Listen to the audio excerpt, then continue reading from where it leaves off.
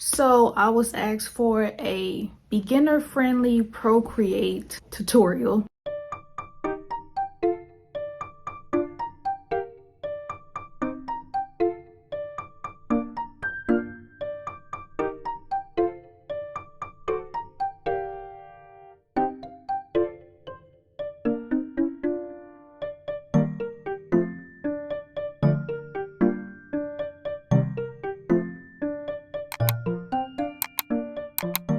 I like saying createopotatoe.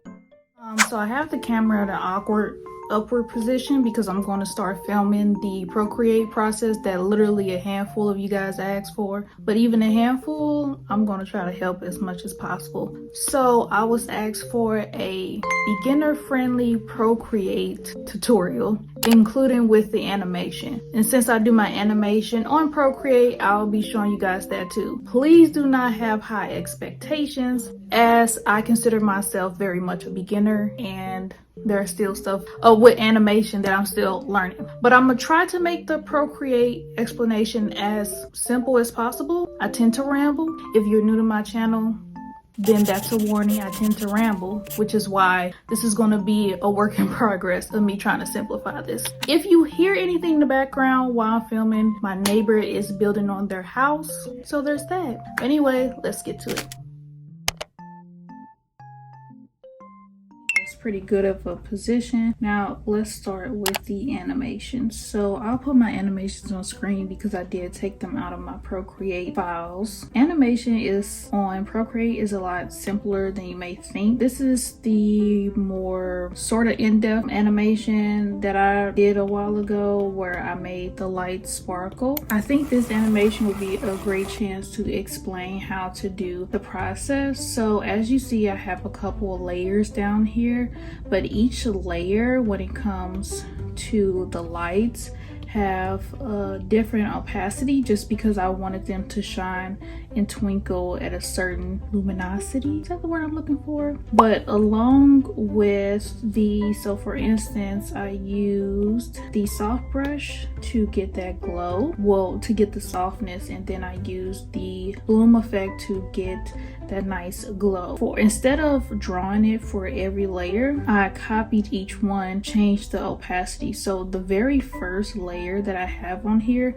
is full opacity, and then I did the bloom effect. I put this as an add layer so that it can give an extra glow. Now after copying it, as you see, multiple times, I slowly turned down the opacity for each one depending on how I wanted the lights to blink. And then when I came to my very first one, I put it down to 7 just because I wanted the start to be a little simple. When it came to the side of the bed, so this entire thing is a finished illustration. If I were to take each of these off, these light layers, I'll show you what the piece looks like. This is what the piece actually looks like in terms of the finished illustration. I already have some pre-lighting going on just so that when I'm focusing on the lights, it's more of a bright light effect when it hits the bed. So going back, the shine on the bed. So this is where I did start to draw each one, or at least 2 to 3. So full opacity, I drew how I wanted it to shine to hit the bed on the side. And then I smoothed out that lining a little bit, as you see on the side here, just so it can have some softness, as this is nighttime. And I did this about 2 or 3 layers, depending on which one I liked most is the one I went with, and I combined them all together. The thing you need to know about animation when it comes to even the simplest of things such as blinking lights is that it all depends on how you do each and every layer. So for instance, for the morning coffee one that I did with the bear, with my sarcastic bear, I'll just show you a short demonstration. So let's turn this to pink. Let's do smoke. Actually, I went ahead and switched it because I forgot I had this piece. So here's a great example of the smoke one. I'll show you guys this. So what I did was, here is the starting animation layer. As you see from this layer, I started off with 1, and then I slowly went up each time with every frame. So each of these frames are hand drawn, which is quite different from the other piece that I showed with the lights. You want blinking lights, it's a lot simpler because you're basically duplicating the layer and changing the opacity of each layer to create that blinking effect. If you want something more hand drawn like this, you have to go layer by layer and draw it out. So as you see, the smoke goes more and more up until it eventually disappears. And what you really want to pay attention to is if you're making things disappearing in terms of animation, then you want to make sure the higher you go up in your layers, the smaller the piece gets until there's nothing. Then for this one, let's say, as you see, this is the smallest one. It stops right here at his head. Let's say I wanted to add one more for good measure. And then let's say the smoke dissipated a little bit right here, but you wanted it to go up. The direction I want it to go is this way. So I'll start with this layer and do something really small, really simple. I'll go with the next layer. Make sure, I totally forgot about this part. You go to settings and you want the loop effect if you want to see it going over. Going ping pong effect goes back and forth. One shot, it just shows the animation straightforward. Onion skin frames I always have on Mac, but onion skin opacity I have at 60, and this is where each layer, it makes each layer, just for your guidance. I usually have it at 60 because I want to see, it gives me at least enough to see the direction that I want to go in the previous layer. So we made that tiny little piece of smoke, but we want this smoke to get bigger, so we'll curve from that piece. Oop, that is too big. Actually, I think that's just right. We'll add another layer. Now it's a little bit bigger. Add another layer. And we're gonna add a little bit more. Now we have this sort of medium-sized piece of smoke. Gonna take that from right there. And sometimes you can even cheat a little bit and do a little extra. Sometimes you can draw it over. So now you see the direction that we're going. So the animation process is all about patience, you know. I only do animation on my pieces every once in a while, depending on specifically what I want to do. But I don't do it as often as you may think. Let's play it. See? And now, this little duck cup of coffee, and the smoke is moving upwards. We can even make it go all the way up. I saw this really great tutorial where I did the lemon animation, and that was how I first got started. I would highly recommend that video. If I find it, I will tag it on this video, the tutorial I went through with that one, because like I said, way better people can explain this than I can. But for me, it's basically either I'm changing the opacity on each layer and duplicating that layer, or I'm hand drawing each layer. Most of the time I'm doing something simple like smoke, and it's just a drawing by drawing each time, you know. You can add frames down here by adding frame, but I found it easier just to go to my layers on here. It's the same thing, layers on here, and going like I'm drawing regularly, other than adding the frame from down here, because I realized that tends to confuse me, because you can't, as you see, you can't really see it down here, so it's not very useful. It helps when you look at this and see how much you drawn, because you can accurately see it. And then of course you want to have your onion skin opacity at somewhere in the middle, just so you can see the previous frame and see where you need to draw from, but at the same time it's not too much opacity to where it's opaque and now you can't tell which frame that you're on. So if I put it at 100, that would confuse the crap out of me. But yeah, 60 is a good. I don't use the blend primary frame. I don't use this like ever, and I don't use onion skin colors. So again, you can probably find somebody else who can explain those, because I don't use those at all. But I'm gonna show you guys the ping pong effect. This is the ping pong effect. Going down, going down, going up. And this is the one shot. And I'm gonna start from the beginning because it's literally a one shot. Frames per second. The lower you go, the slower it goes. Look at that. And that is actually really good for those sketchy like illustrations. Oh, I'm jealous of those people who can do like sketchy like illustrations. I've always wanted to do that. But this is a great example of those, because it gets that nice sketch animation feel. But if you want something more smooth, you would go really fast. I've never gone all the way up here before. I've never seen the need to have animation go, but this is more so, the higher numbers is more so for people who are doing like smooth animations where it can't be any lagging in between, you know, a very buttery experience. But I don't even go up to the 30s. I'm usually at about 15 when it comes to long frames like this, or for my animation titles where I'm writing, I'll show you, where I'm doing this per se. I use like, I think my settings said, yeah, 5. Let's say I write something. Yeah, let's use that again. I'm only writing sideways like this so you guys can see. Add another frame. Oops. When it comes to my writing titles that you see on my YouTube videos, I typically do up to 3 layers of the titles just because I found 3 to be my really good lucky. See, 2 is kind of like a bounce back and forth sort of deal, but 3 is really more of a, actually I like this one better than I did. 3 is more of a smoother process, and I always highly recommend having your grid lines on when you're doing these types of animations, just because it really helps you not write or draw anything crooked, because Lord knows I do that. I think that pretty much covers the animation. All right, now let us cover Procreate as a whole. So as you can see, my Procreate is quite organized. I literally did this last night, and I didn't do it for the video. I did it because it was really distracting me, all the subfolders that I have. So for people just starting out on Procreate, when you make a piece, you'll click this plus sign over here. They'll have a lot of defaults, not as many as I have. They'll have some defaults on the side, and you can typically, what's the word I'm looking for? Use your Apple Pencil and pull it over to the side here and click edit. It will bring you to the custom canvas where you can edit the inches, the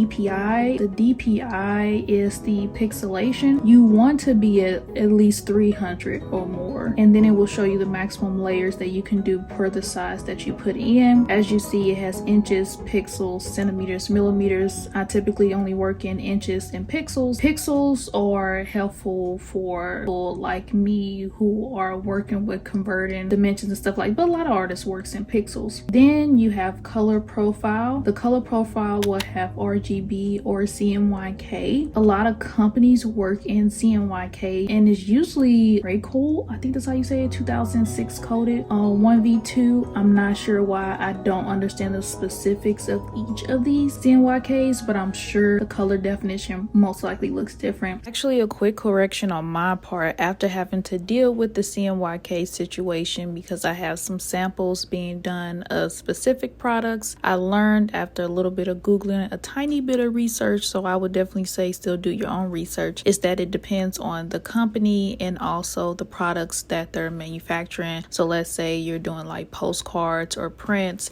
they may use another CMYK format as opposed to another company that's doing postcards or prints. Or maybe you want magazines done, that will sometimes require a different format of CMYK. That's just a couple of things that I picked up when doing some research because of something that I'm getting done. I had to see which CMYK format that they took. I know that mood.com, for instance, does gray code, but I know not everyone, after dealing with a couple of manufacturing companies, utilizes gray code 2006. So that's just something to keep in mind. Definitely do your own research. Somebody else more informed can explain that. However, even though you probably want to draw in CMYK, I just can't get over how ugly it makes the pinks. So I draw in RGB, and then I later on convert it into CMYK. I also forgot to add on this part, if you're working with a specific manufacturer, or if you know that you can talk to them about customizing specific things, I will always recommend finding a CMYK converter on the web. I found one. I can link it down in my description below, but I'll always recommend, if you don't know how to convert or if you're having difficulties, to find a code converter and then send those codes to your manufacturers. Not everybody does this, but some manufacturers that I work with will take codes if you have them attached to the product that you're getting done. So for instance, I work in Pantone colors, and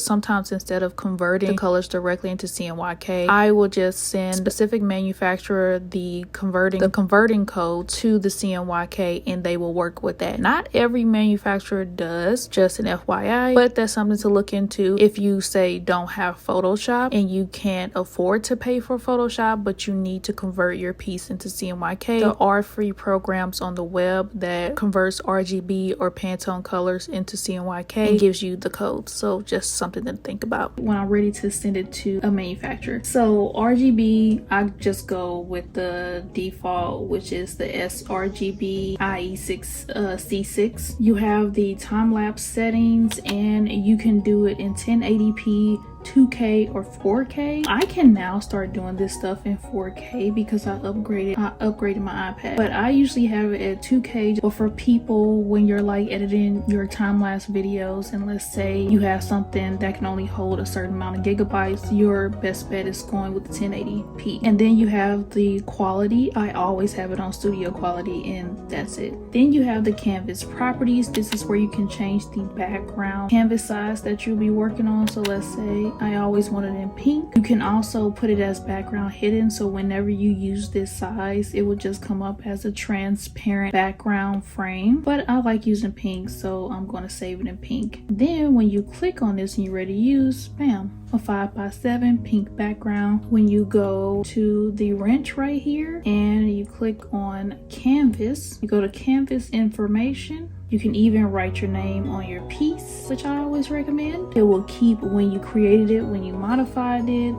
the dimensions of the piece. It will always have it in pixels at the top, so you see just how many pixels, the DPI here, and then the inches. The maximum amount of layers is on the layers tab, and then the layers you've used thus far and how many you have left. This is very useful for, say, if you used a whole bunch of layers and you didn't realize, dang, when is it going to stop allowing me to add more layers? Just go to your canvas information and see how much you use versus how much is available. Color profile, same thing. And then video settings, it will tell you everything that you put available. 1080p, studio, video length is 0 because I haven't started drawing anything. And then the statistics is it counts your strokes, how much time it took you to do the piece, and then the total file size. So I think that's the maximum of what you guys need to know when you're starting out. I'm trying to go through this as much as possible. You know, the share section is kind of self-explanatory, but I will say when you're doing animations, because I forgot to mention this on the animations, when you're doing animations, was it GIF?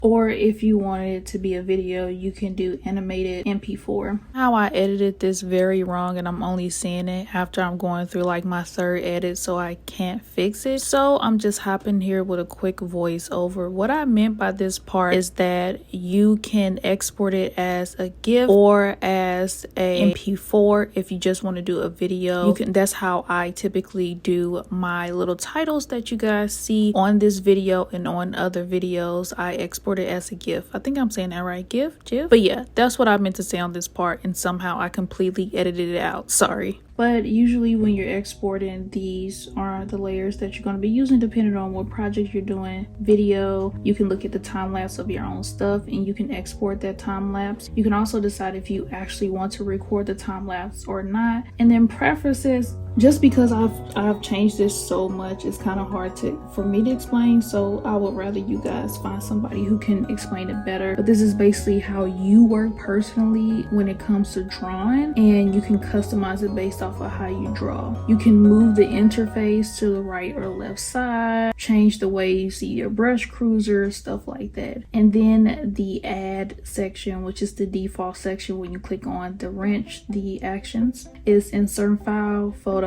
take a photo, add text, you know. And now we're on to the little selection tool here. You have adjustments, hue, brightness. I feel like this part is kind of self-explanatory. What you want to focus on is these are kind of like effects: Gaussian blur, motion, perspective blur, noise, sharpen. You know, these are all effects. That's what the adjustments are. Then you have the lasso tool. You can change it from automatic like to freehand. I typically do freehand unless I need a circle or some kind of ellipses, so I choose that. This is what it looks like. And then I have color field selected, so whatever I make out of this, bam, because I have white as my default. You can click add or remove. This is kind of like how Photoshop works, but I usually have freehand because I'm usually selecting parts of my illustration that I want to move or change or something like that, and you can just, you know, or if you're somebody who, for instance, in Photoshop, this is how you shade in areas. I know that some artists do that as well, but yeah, you can also click the copy and paste. I only use this one every once in a while. It's typically just to move stuff on my animation. The pointer is not going to work because I haven't made any layers. Now on to the, I know that I'm talking fast, but I'm trying my best to explain some of this, which I'm not great at. I've explained this in I think 2 videos now, but the brush library is anything that you want it to be. Down all here are default brushes, and up here are my brushes that I bought and organized. So I have Big Bear, which is a recent artist that I purchased their brush set because I wanted to get into watercolor. Fave Sketch, these are all the brushes that I like to sketch with. Painting, these are all the brushes that I like to paint with. And Sign Steps, these are my signs. I usually have my logo here. I don't use this my art signature anymore just because I don't really need it, but I do have alternative versions of my logo and my @createopotatoe. Down here again, if you want to get into different textures of brushes and you're sort of somebody who's coming from traditional painting and you still want that painting texture, I will highly recommend experimenting with different artist brushes who create these different texture brushes. As I've said in like 2 or 3 of my videos, my favorite brush set is Jean Sketch, and that is because they just make the best texture brushes. Oh, I love this so much. But do I use them all? No. Do I use them occasionally? Yes. I got the really large brush set because I wanted to experiment with different textures, but I only use like all of these every once in a while. It's not, you don't need all these brushes. As I said again, the default brushes on Procreate are quite underrated when you're getting started. Speaking of which, Studio Pen is a default brush and I use it all the time, literally all the time. That is why it is in my painting brush set. As I said in another video, I've modified it, and this one is just more ropey. It snaps back versus the default one that's very loose. And basically, to edit the brush, you would double click on it and it will bring you to the brush studio. This is the part where I highly recommend you finding somebody better on YouTube to explain this, because I looked at YouTube tutorials to explain this. So I'm just going to show you what the default studio pen brush looks like when it comes to each of these, and you can like pause.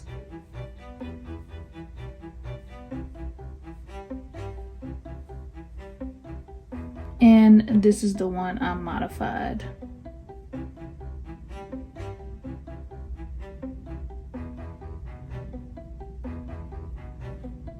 Now I have an accents brush section. This is a default. Yeah, this is a Procreate default. This is a Procreate default that I modified. It was a grid one I made smaller. This is a default. I made this. I don't remember how. You may need to look at a tutorial for that. And these were ones that I actually don't use anymore, except for the Cloud Reader I use every once in a while. This was from, I think it's Angry Miko. Let me see if they put their signature. Yeah, it's from this creator. Highly recommend them as well. So I'm going to show you guys how to make your own brush in case you're curious. So I'm going to go with I'm gonna click the plus sign. I've made so many defaults. I'm gonna go with my medium sticker because I use those for stickers. It is a square. So what you do is you want your background, no matter what, you want it to be black, and you want your brush to be white. So I'm going to use my Studio Pen modifier and I'm gonna remake a random flower. You can, I think you may have to adjust this in your settings, but you can hold down the color here and basically pull it where you want it to color fill, and this bar will pop up called the threshold, and the more you go up, the more it fills out. The more you go down, the more it unfills, you know? We'll go all the way up to there. Still some gaps, which sometimes that happens, so we're just gonna fill that out. Perfect. So next, you're going to make sure this is centered. Also, you can use, when you click the, because I forgot to show you guys, when you click the mouse button here, the pointer, it will bring up this lower section here. I always use uniform because when you adjust it adjusts the entire piece. Distort moves it like this. Warp is that.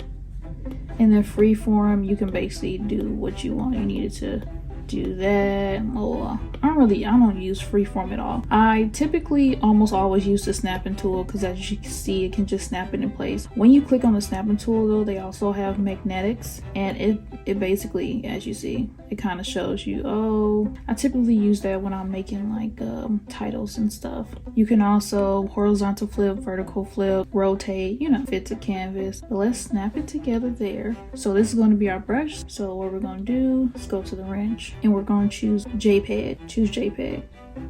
Save image. So now we're going to add a brush. This is going to be the default. We're going to go to shape, edit, import, and we're going to import our brush. There is our brush. So now it's whatever you want to do. Say I want some funky brush like this. Is so weird. But if you choose scatter, as you see, this is what it'll do to it. Rotate will rotate. Stroke path. So the more spacing you get up to, the more the brush will space out. And you can play around with it on the side. So say if I tap it softly, this is how it'll come out. If I tap it hard. When I'm making little stamps like this, I typically go all the way up in terms of spacing, but you know, this is all you. You can also, where is it? You can also change the pressure, but I typically don't need to do that with stamp. So you want to go to properties for the brush behavior, and this is where we're going to set our maximum for the brush. So say for this brush, maybe when I'm doing an illustration, I eventually want a really big flower stamp. Look at that.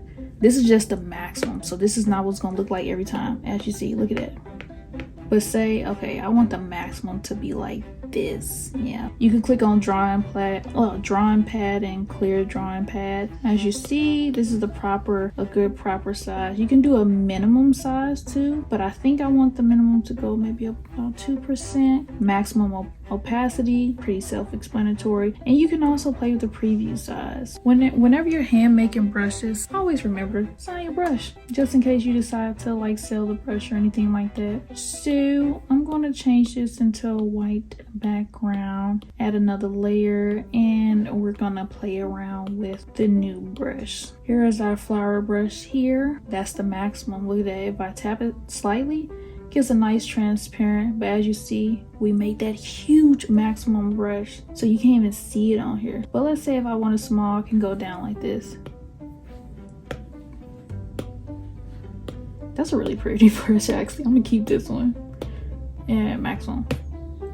Well, semi-maximum. Bigger. Really big. I love that.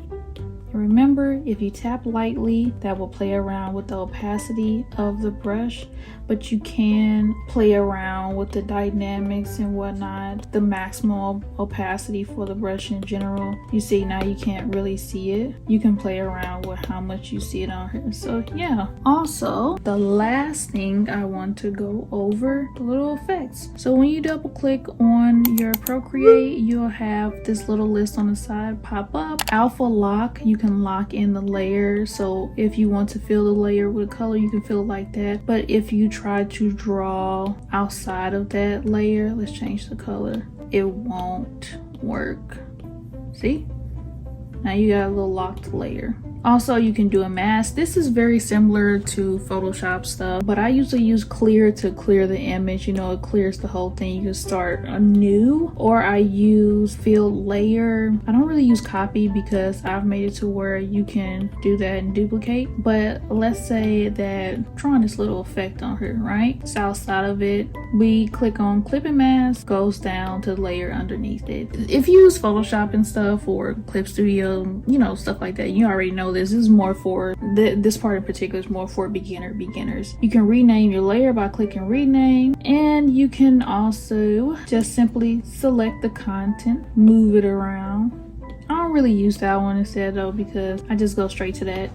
And last but not least, organizing your Procreate. You don't have to, but if you want to, for those who don't know how to stack, all you have to do is take individual files. Well, let's say, okay, this one's individual. I'll take this one, hold on it, pull it over, put it on top. Now it is a stack. You can go inside, you don't have your stuff together. Now when you make another canvas, it'll be singular, but to put it into that same stack you just made, you can't just do that because it'll do that. You have to hold it, wait for it to blink, and put it in your stack like that. And I've done this with each of mine. I'll show you guys, I put a little canvas here in front of it to basically tell me what each is because I have so many. But this is the basis of Procreate. I hope it wasn't as confusing as it kind of sounded like it was when I was explaining it. My mind was kind of everywhere because I had no idea how I wanted to do this video whatsoever, but I wanted to stop stalling and finally do it. But anyway, I hope you guys enjoyed that. So I hope that was somewhat informative. I could definitely hear myself starting to ramble, so I really apologize for those watching this and going, oh my gosh, what does she mean again? I would suggest going slowly when watching the video. I tried my best. I love teaching people new things or helping out people who don't know how to do certain things, but am I the best explainer? Not always, because sometimes how it comes up in my head, it doesn't come out right. But I do hope this video helped. I think the video, I think this section would be chaptered, so it should help explain it, or I'll put the timestamps in it to be more directed for people looking for certain things. But yeah, I hope you enjoyed it. I hope it was somewhat informative. Also, if there's something specifically that you wanted me to touch on that you think I missed in the tutorial, just let me know and I'll touch on it. Like, well, this isn't specifically the Procreate tutorial, but how did you make your own fonts? Stuff like that. You know, something to think about. And on to our regularly scheduled stuff. Peace out.